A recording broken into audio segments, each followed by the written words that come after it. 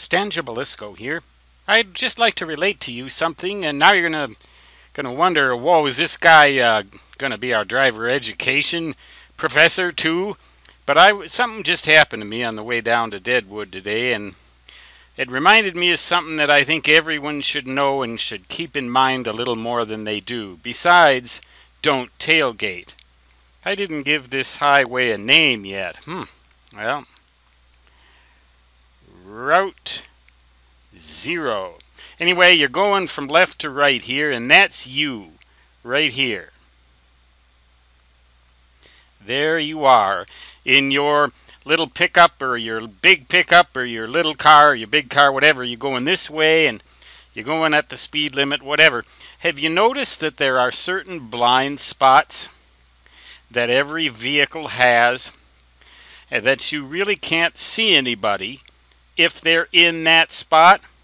Now, in the case of most vehicles, that blind spot looks something like this. Okay? And of course it extends infinitely as a sort of a cone out behind you and towards your left. To some extent also, most vehicles have a blind spot that goes behind you and to the right. Now you can look in your outdoor or outside mirror here and see and not see something in that blind spot. In order to see it, in most vehicles, you just have to turn your head around and look. And if you got some obstruction in your back window, some sort of sign or something, of course that blind spot's going to extend all the way across your behind there. But there was a big truck coming up right here. And that big truck, and I mean a big truck, it was hauling stuff, seemed to want to hang in that blind spot as if they're sort of like hiding from me or something. Well, here's the problem, both for it, or I think it was probably a male driver, but let's just assume it was a female driver, so nobody can accuse me of being sexist here. There she is, and here you are. Suppose that you decide you want to change lanes. And suppose that at the same time this vehicle decides, or the person driving this vehicle decides she wants to speed up. Doesn't really take a kinetic physicist to figure out what's going to happen now, does it? And seeing as she's a heck of a lot bigger than you are, doesn't look like the odds are going to favor you very well. But who cares, you know, who gets hurt more? Why get hurt at all? Now suppose on the other hand that the situation is reversed and you're hauling stuff, and he, just so I don't get accused of being sexist, I'll switch, is driving the little car right there, and you are coming up on this blind spot, and for some reason or another you're liking the music on the radio or something, and you just forget that you're hanging in that blind spot. Bad deal.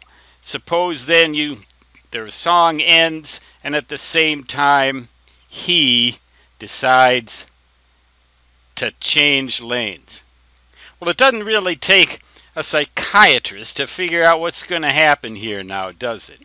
And seeing as you are bigger than he is, chances are the odds are going to favor you, of course, until you get into court. So why have this happen at all? Why have any of it occur at all? Why not avoid the whole ugly scenario? When someone is in your blind spot, well, let's just say when you're in somebody's blind spot, get out of there as quick as you can and anticipate how big that blind spot is. A semi-tractor trailer or a semi-trailer truck is going to have a bigger blind spot, probably extending all the way behind it, than a small car with big windows. So whatever the situation may be, if you think you're in that vehicle's blind spot, get out of there fast.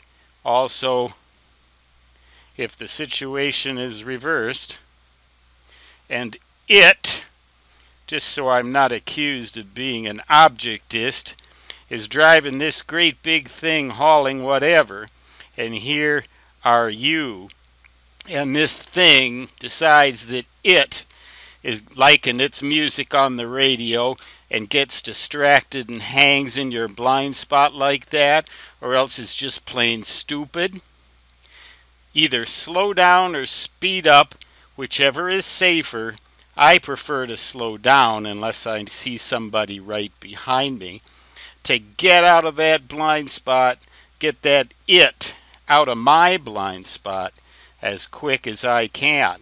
And I might even turn my left lane turn indicator on to hopefully get its attention that I might change lanes any second then.